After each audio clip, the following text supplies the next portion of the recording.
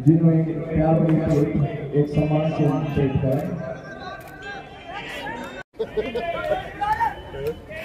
चंगा सर। ठीक है जी सर, चलो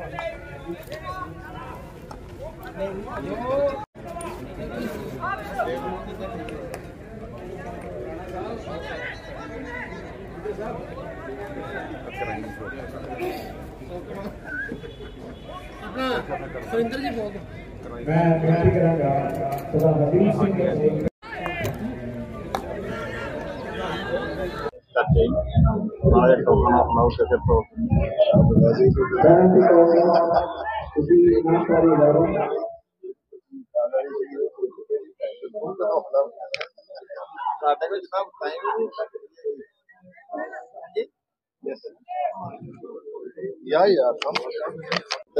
भाई ने जाना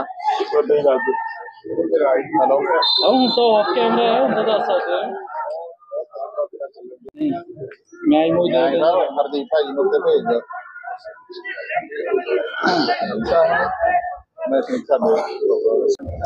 सर, पंजाब में 4 जगह उपचुनाव हुए हैं, 23 को नतीजे आएंगे, तो कैसे देखते हैं कि इस बार कांग्रेस पार्टी कितनी सीटों पर जीत दर्ज करेगी? देखो, वैसे तो जो आम आदमी पार्टी है उसने गुंडागर्दी की सारी हदें पार कर दी है, और वैसे ये उपचुनाव जो है वो मसल पावर और मनी पावर जो है वो सरकारी पहले भी खैर यूज करती थी, लेकिन अब जितनी बात समझ आई है इन्होंने सारी हद बंदे पार कर दी है। लेकिन मैं क्योंकि महाराष्ट्र में था और बहुत इन डेप्थ मेरे को कैलकुलेशन नहीं है।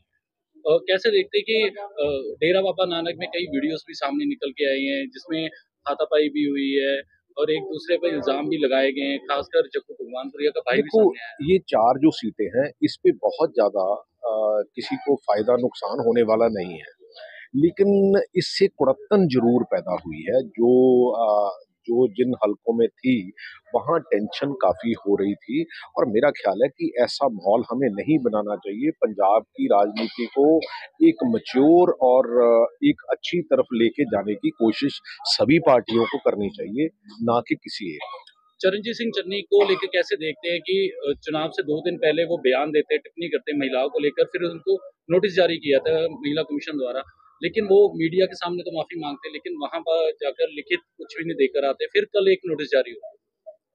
देखो, मैं समझता हूँ कि जब किसी ने कोई गलती की है तो मेरा ख्याल है जब वो पब्लिकली उस बात पे माफी मांग लेते हैं, बाकी तो प्रक्रिया जो है वो मतलब आंसर करने की है, मेरा ख्याल आने वाले समय में कर लेंगे, लेकिन ऐसी बातें इस लेवल पे नहीं बोलनी चाहिए। महिला कमीशन ने तो ये भी कहा कि महिलाओं को खुलकर विरोध करना चाहिए चरणजीत सिंह चन्नी का, क्योंकि ये अक्सर ऐसे बयानबाजी करते रहते महिलाओं।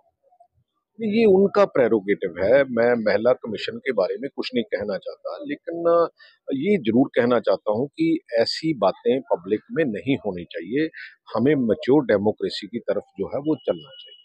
क्योंकि पूर्व मुख्यमंत्री रहे हैं, तो पूर्व मुख्यमंत्री को ऐसे बयान देना शोभा देता नहीं, मैं तो ये कह रहा हूँ कि ऐसे लेवल के इंसान को ऐसी बात नहीं कहनी चाहिए पब्लिक प्लेटफॉर्म पे, चाहे उन्होंने जाने अनजाने में कही। और कैसे देखते हैं कि सुखबीर सिंह बादल को उन्होंने जो इस्तीफा दे दिया अकाली दल से, अब जो 2 गुटबाजी चल रही थी वो क्या एकजुट हो पाएगी? क्या नया प्रधान कौन सा होगा? परिवारवाद तो नहीं होगा फिर से?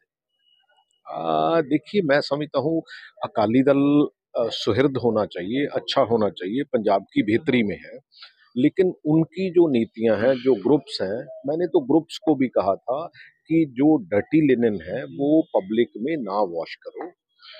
उसका में समय ऐसी गलतियां हुई हैं, और वैसे भी जो इंटरनल डेमोक्रेसी है वो उसका स्ट्रांग होना बहुत जरूरी है। उस प्लेटफॉर्म पे डिस्कशन होनी चाहिए जब वो पावर में होते हैं। नॉर्मली होता क्या है कि internal democracy across the party line खत्म हुई है, जो हमें रिवाइव करनी चाहिए, और जो अच्छी चीजें हैं वो पब्लिक में लानी चाहिए, पब्लिक के लिए करनी चाहिए। कि जत्थेदारों की मीटिंग हुई है, क्योंकि जत्थेदार ने खुद बुलाकर मीटिंग की, उसमें लेकिन सुखबीर सिंह बादल की सजा की कोई चर्चा नहीं होती। देखो बहुत समझदार लोग हैं वहाँ, क्योंकि मैं धार्मिक पक्ष से इतना परपक्ष नहीं हूँ, तो इसलिए मेरा ख्याल है कि मेरा उसके ऊपर कमेंट करना वाजिब नहीं है।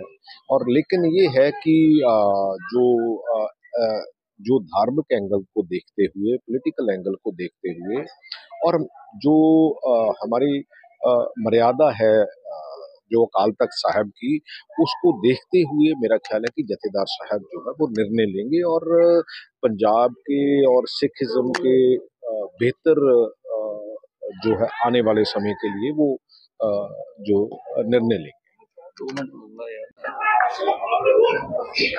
सर कल राजोआना 3 घंटे की पैरोल पर आए थे कि उन्होंने स्पीच के दौरान कहा है कि दुश्मन के हाथ जो गले तक पहुंच गए हैं और सभी सिख समुदायों को एकजुट होना चाहिए, इसे लेके कैसे देखते सिर्फ सिख समुदाय को नहीं, मेरा ख्याल है हर उस सिटीजन को जो इस देश की जो डेमोक्रेटिक प्रोसेस है, जहाँ इस देश का संविधान है उसको मानता है, क्योंकि किसी एक समुदाय के लिए, किसी एक इंसान के लिए कानून अलग नहीं हो सकता, और दूसरे इंसान के लिए और दूसरे समुदाय के लिए कानून अलग नहीं हो सकता। वो कह रहे सो हैं कि पैरोल पे बाकियों को पैरोल दी नहीं, जाती है। डेफिनेटली मैं इससे सहमत हूँ राज्यपाल की बात से, और मेरा ख्याल है कि एज ए जो लॉ अबाइडिंग सिटीजन, क्योंकि जिस आदमी ने अपनी जो किए हुए काम की सजा भुगत ली है, उसके साथ ऐसा व्यवहार नहीं करना चाहिए।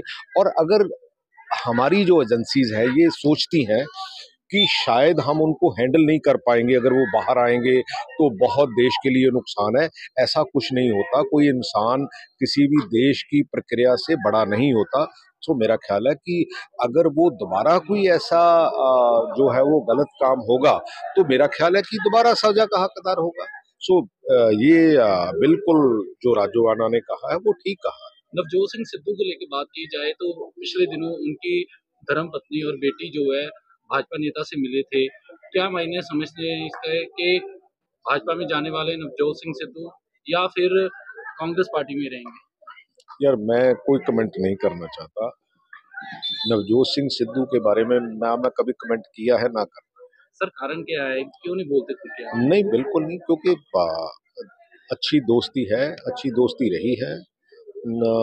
सोचने का नजरिया अलग अलग हो सकता है, लेकिन मैं कोई कमेंट नहीं करता। क्योंकि कपिल शर्मा शो में भी गए हैं वो, तो उन्होंने कहा है कि वो वापसी करेंगे। अब क्या समझते हैं कि राजनीति से फिर हट रहे हैं, वो राजनीति नहीं ये करेंगे, शो आप में जाएंगे? उनसे, अगर आप उनसे मिल सकते हो तो उनको मिलो, और उनसे ये पूछो कि हाँ भी आपका क्या प्लान है, वो शायद बता सर हमसे सकेंगे। ज्यादा तो आपसे मिलते, दोस्त नहीं, तो मिलते आपके हैं, हैं, बात भी मिलते होती है। मिलते हैं, लेकिन मैं अच्छा, बातचीत क्या होती है? नहीं, मैं इसके बारे में नो कमेंट।